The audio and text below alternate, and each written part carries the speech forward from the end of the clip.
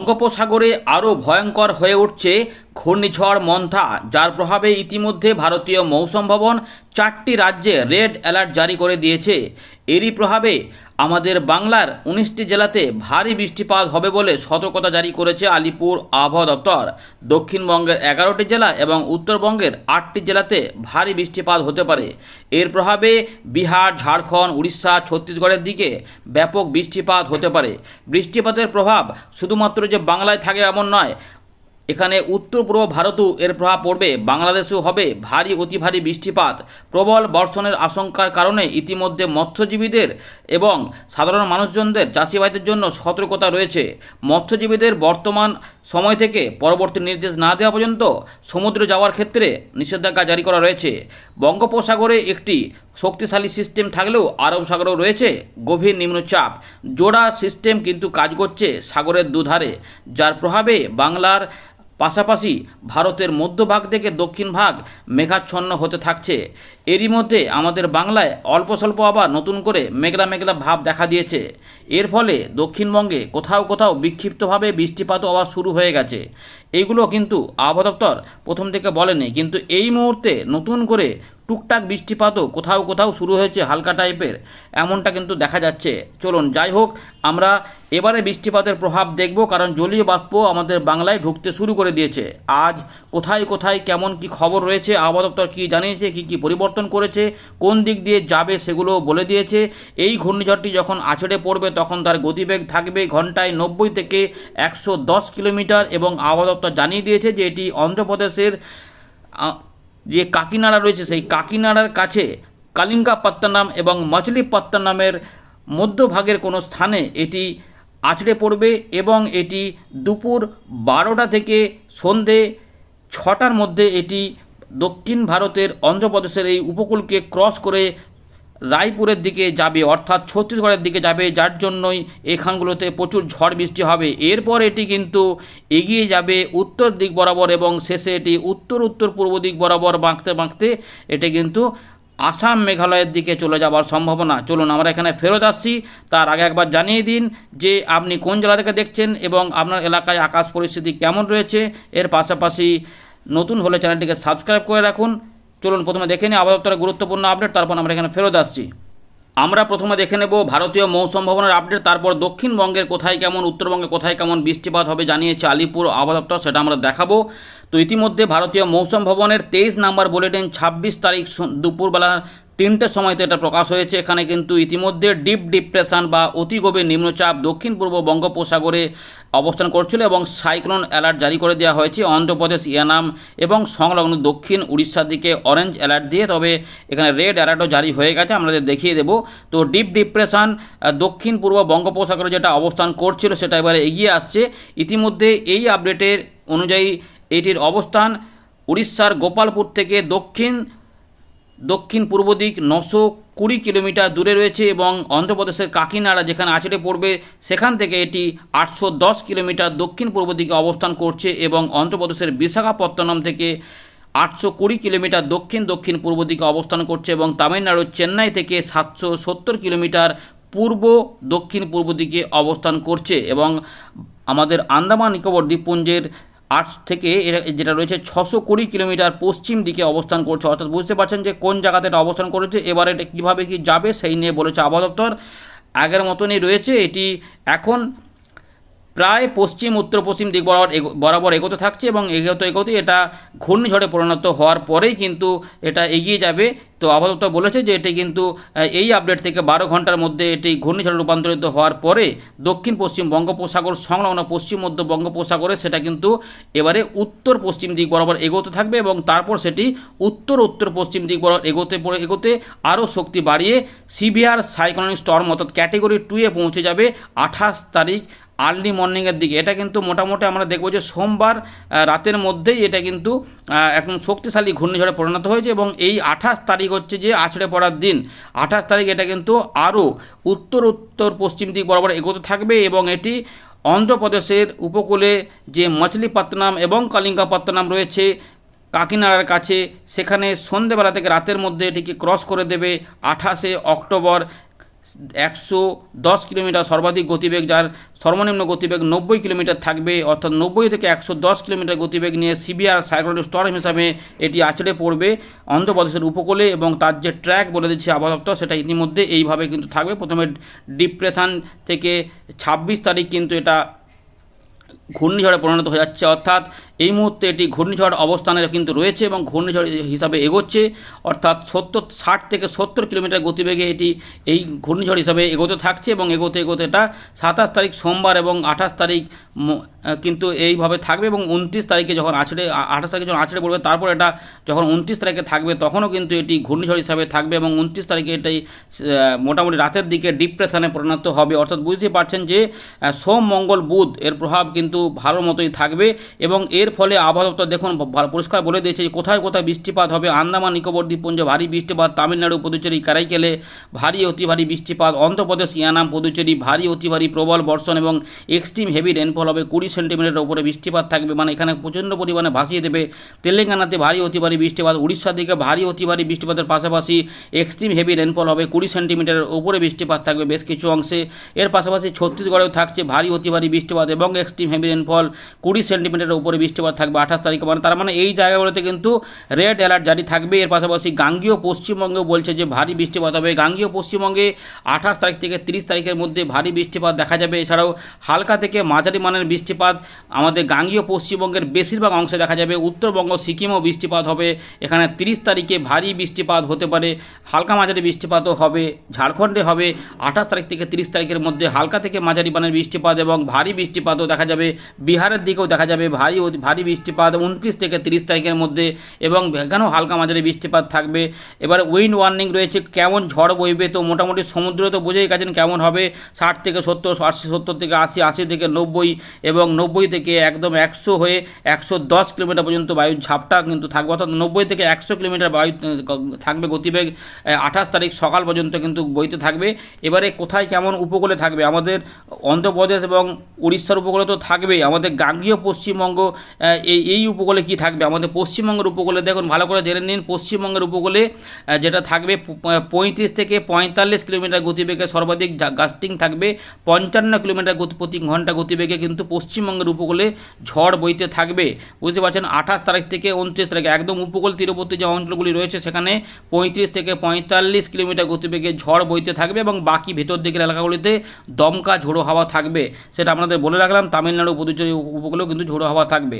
সমুদ্র যেহেতু প্রচণ্ড পরিমাণে উত্তাল থাকছে, সমুদ্রে একদম ভালো পরিমাণ ঢেউ থাকবে, ঝড় থাকবে এবং বৃষ্টি থাকবে, তাই মৎস্যজীবীদের কিন্তু সতর্কতা জারি করে দেওয়া হয়েছে। আবহাওয়া দপ্তর জানিয়ে দিয়েছে যে এখানে কিন্তু সতর্কতা রয়েছে। আমাদের পশ্চিমবঙ্গ এই যে উপকূলটা রয়েছে এখানে 28 তারিখ থেকে 29 তারিখ সব থেকে বেশি এখানে কিন্তু উত্তাল থাকবে, তাই মৎস্যজীবীদের বলা হয়েছে যে ইমিডিয়েট রিটার্ন করতে যারা সমুদ্রে রয়েছেন, এবং মোটামুটি আবহাওয়া দপ্তর যেটা জানাচ্ছি যে 29 তারিখ পর্যন্ত যাওয়া যাবে না, তবে হয়তো এটা 30 তারিখ বা 31 তারিখ পর্যন্ত হতে পারে, কারণ সমুদ্রে কিন্তু ঝোড়ো হাওয়াটা থাকবে।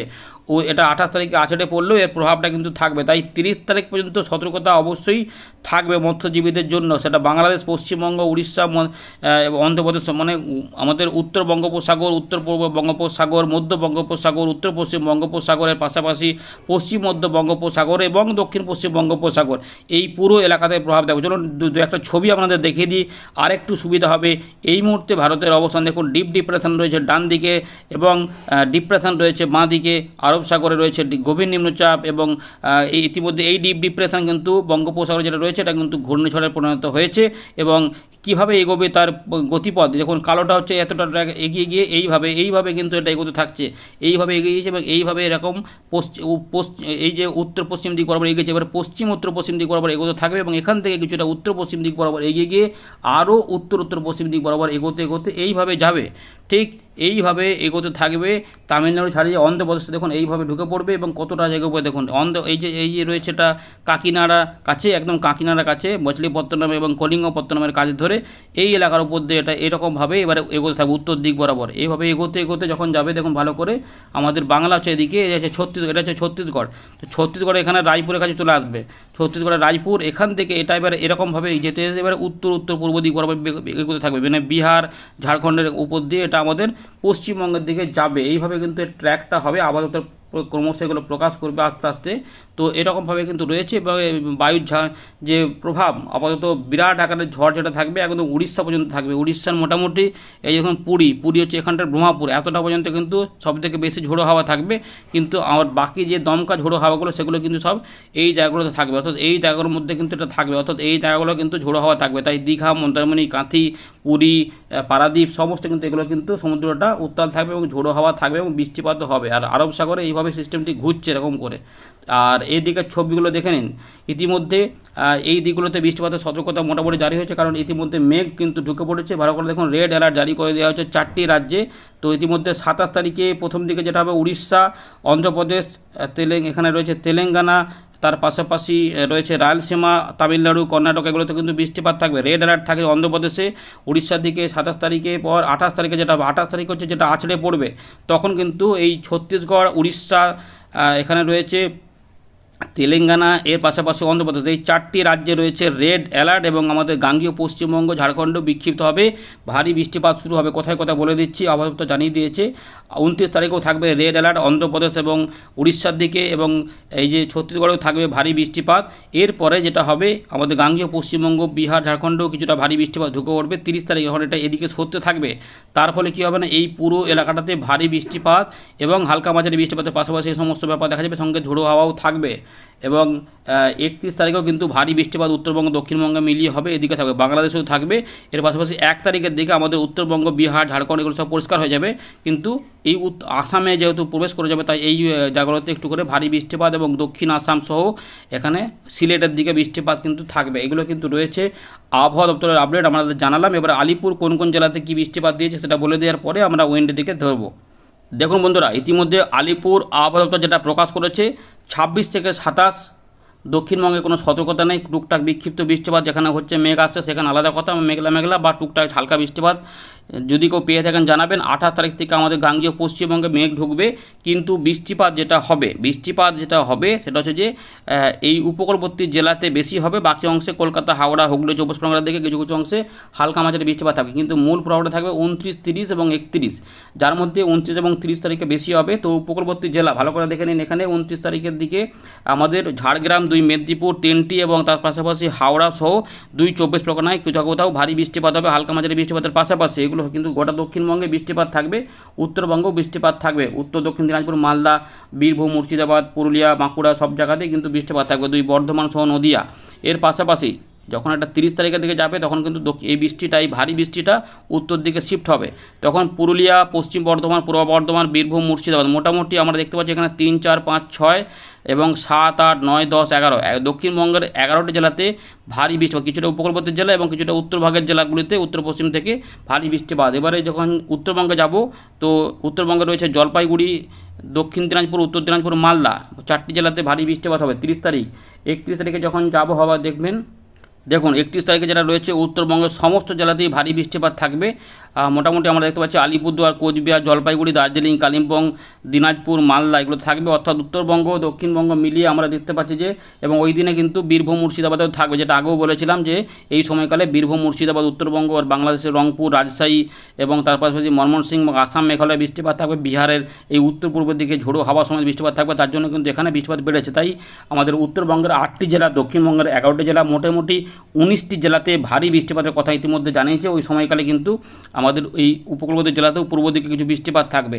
এখানে 1 তারিখ থেকে কিন্তু ওয়ার্নিং থাকছে না, হয়তো মেঘলা মেঘলা একটু থাকবে, এই ব্যাপারগুলো রয়েছে। এবং আলিপুর আবহাওয়া দপ্তর জানিয়েছে যে এটা কিন্তু এইভাবে ট্র্যাকটা রয়েছে, এইভাবে এটা এগোবে।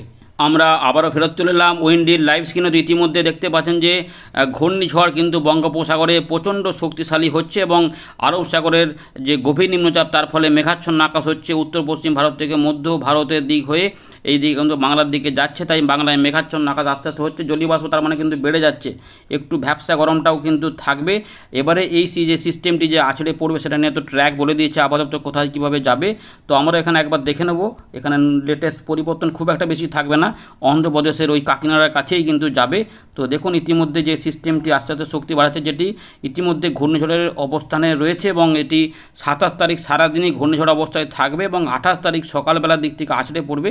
তো 27 তারিখ দুপুরবেলার মধ্যেই কিন্তু আমরা দেখতে পাচ্ছি শক্তি অনেকটা বাড়িয়ে ফেলবে এবং এই মুহূর্তে প্রচণ্ড শক্তিশালী অবস্থা থাকবে। তখন উত্তর তামিলনাড়ু এবং দক্ষিণ অন্ধ্রপ্রদেশের দিকে অবস্থান করবে, সমুদ্রের কাছে দক্ষিণ পশ্চিম বঙ্গোপসাগর সংলগ্ন পশ্চিম মধ্য বঙ্গোপসাগরে এর টানে কিন্তু উড়িষ্যার দিকে দেখতে পাচ্ছেন যে এখানে কিন্তু সমুদ্র উত্তাল থাকবে। তাই এই এলাকা মধ্য বঙ্গোপসাগর, পূর্ব মধ্য বঙ্গোপসাগর এই সমস্ত এলাকা কিন্তু ঝোড়ো হাওয়ার কবলে থাকবে। তাই মৎস্যজীবীদের কিন্তু আলিপুর আবহাওয়া দপ্তর ইতিমধ্যে যেতে নিষেধ করে দিয়েছে এবং 30 তারিখ পর্যন্ত সতর্কতা কিন্তু দিয়েছে। এটা আস্তে আস্তে যখন এগোতে থাকবে 28 তারিখে, এই 28 তারিখে কখন আছড়ে পড়বে দুপুর 12টা থেকে সন্ধে 18টা বলা হয়েছে, তার মানে সন্ধে 6টা।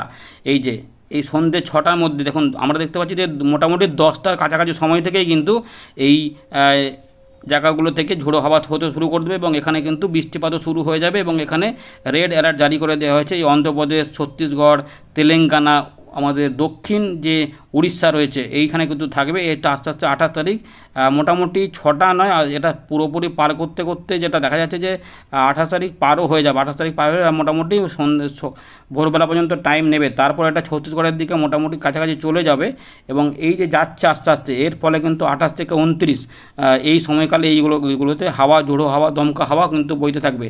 বলেছে যে 35 থেকে 45 কিলোমিটার গতিবেগে কিন্তু 29 তারিখ পর্যন্ত আমাদের এই গাঙ্গেয় পশ্চিমবঙ্গের উপকূলবর্তী জায়গাগুলোতে ঝড় বইতে পারে। উপকূল তীরবর্তী ভেতর দিকে কিন্তু গাস্ট উইন্ড থাকবে, ভেতর দিকে ঝড়ের ভয় নেই, কিন্তু দমকা ঝোড়ো হাওয়াটা মাঝে মাঝে দেবে। সেগুলো হচ্ছে 29 তারিখ থেকে 30 তারিখের মধ্যে এইভাবে যখন যাবে আর কি। এটা কিন্তু এইভাবে প্রথমে এটা এখান থেকে উত্তর দিক বরাবর এগোতে থাকবে, দিয়ে এটা উত্তর পূর্ব দিকে বাঁকতে থাকবে। মানে বুঝতে পারছেন যে উত্তরপ্রদেশেও এর প্রভাব থাকবে। এই দেখুন এবারে উত্তর পূর্ব দিক বরাবর এগোতে থাকছে, অর্থাৎ এইটা যাওয়ার সময় তো ঝাড়খণ্ড, বিহার এবং উত্তরবঙ্গে ঝোড়ো হাওয়া কিন্তু দেবে। 31 থেকে 1 তারিখের মধ্যে যখন যাবে তখন কিন্তু বাংলাদেশের রংপুর, ঠাকুরগাঁও, পঞ্চগড়, বোদা ও আমাদের উত্তর দক্ষিণ দিনাজপুর, কোচবিহার, জলপাইগুড়িগুলোতে এগুলোতে দমকা ঝোড়ো হাওয়া, গাস্টে উইন্ড থাকবে। ভালো করে মাথায় রাখবেন যে গাস্টে উইন্ড থাকবে, পুরোপুরি ঝড় নয়, ঝড়ের মতো ব্যাপার থাকবে, মাঝে মাঝে দমকা ঝোড়ো হাওয়া হঠাৎ করে দেবে। সেগুলো কিন্তু মোটামুটি 50 থেকে 60-70-এর কাছাকাছি যে চলে যেতে পারে, বুঝতে পারছেন। তো এরকম ব্যাপার কিন্তু এখানে রয়েছে, এই জায়গাটাতে থাকবে এবং এর ফলে এখানে প্রচুর বৃষ্টিপাতও হবে এই জায়গাগুলোতে, এরকম করে যাবে এবং আসাম, মেঘালয় পর্যন্ত যাবে। 2 তারিখে এর প্রভাবটা কমে যাবে, এখানে কিন্তু বৃষ্টিপাতও কমে যাবে। বাংলা উত্তর পূর্ব ভারতে বৃষ্টিপাত থাকবে। এবার চলুন বৃষ্টিপাতগুলো দেখাচ্ছি। 2 তারিখ পর্যন্ত বৃষ্টিপাতের দুর্যোগ থাকবে। তো ইতিমধ্যে এখন কিন্তু আমাদের এখানে হালকা ফুলকা একটু মেঘলা আকাশে কোথাও টুকটাক বৃষ্টিপাত হলে আলাদা কথা, কারণ মেঘ একটু করে এদিক থেকে আসছে এই আরব সাগরের যে গভীর নিম্নচাপের ফলে। আর এই দিকে যে বৃষ্টিপাতগুলো রয়েছে মোটামুটি অন্ধ্রপ্রদেশ, উড়িষ্যা, ছত্তিশগড়ে বৃষ্টিপাত থাকবে। 27 তারিখে গাঙ্গেয় পশ্চিমবঙ্গের টুকটাক মেঘলা আকাশ হবে, বড় বৃষ্টিপাত সতর্কতা কিছু নেই। 28 তারিখ থেকে বৃষ্টিপাত ঢুকতে শুরু করে দেবে। সুতরাং যেটা দেখা যাচ্ছে যে আমাদের গাঙ্গেয় পশ্চিমবঙ্গে 28 তারিখে মূলত হালকা থেকে মাঝারি মানের বৃষ্টিপাতের বেশিরভাগ অংশে হতে পারে, কিন্তু একদম উপকূলবর্তী জেলা 2-1 জায়গায়, মানে পূর্ব মেদিনীপুর, দক্ষিণ 24 পরগনা 2-1 জায়গায় হালকা, 2-1 জায়গায় ভারী বৃষ্টিপাত হতে পারে। মূলত এই আরামবাগ, হুগলি, কলকাতা, কোলাঘাট, এদিকে দক্ষিণ 24 পরগনা, বালুচক, বেলদা এই সমস্ত অংশে কিন্তু ঝাড়গ্রাম, মেদিনীপুরের দিকে বৃষ্টিপাতগুলো থাকবে। এইভাবে 28 তারিখে মোটামুটি এরকমই থাকবে। 28 তারিখ যে সব জায়গাতে বৃষ্টিপাত হবে এমনটা কিন্তু নয়, মূলত উপকূলবর্তী জেলাগুলিতেই থাকবে, উত্তর ভাগের জেলাগুলিতে থাকবে না। মূল যখন এই 29 যখন এটা আছড়ে পড়ে ভেতর দিকে যাবে তখনই বৃষ্টিপাত শুরু হবে। ছত্তিশগড়ের উত্তর ভাগ হয়ে ঝাড়খণ্ড, বিহার, এখানে এলাহাবাদ, মানে মোটামুটি উত্তরপ্রদেশ বলেছে, এখান থেকে হয়ে আমাদের গাঙ্গেয় পশ্চিমবঙ্গ এবং বাংলাদেশে এই বৃষ্টিপাতের প্রভাবগুলো এত এলাকাতে থাকবে। ভালো করে দেখে নিন জায়গাটা। 29 তারিখে কিন্তু গোটা দক্ষিণবঙ্গের সমস্ত জায়গাতেই হালকা থেকে মাঝারি মানের বৃষ্টিপাত বেশিরভাগ অংশ হবে এবং তার সঙ্গে ভারী বৃষ্টিপাত উপকূলবর্তী 5 থেকে 7টি জেলাতে কিন্তু হবে।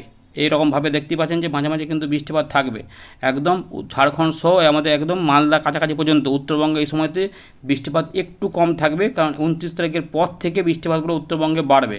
30 তারিখে বৃষ্টিপাত এই সিস্টেমটি এবার এগোতে যখন থাকবে, যখন এই দিকে বাঁকতে থাকবে, যখন চলে আসবে এখানে এই এলাকাতে ঢোকাবে, তখন বাংলাদেশের ঢাকা, খুলনা, বরিশাল, রংপুর, রাজশাহী, ময়মনসিংহ এই যে বিভাগগুলিতে কিন্তু বৃষ্টিপাত হবে, হালকা মাঝারি মাঝারি ভারী বৃষ্টিপাত হবে।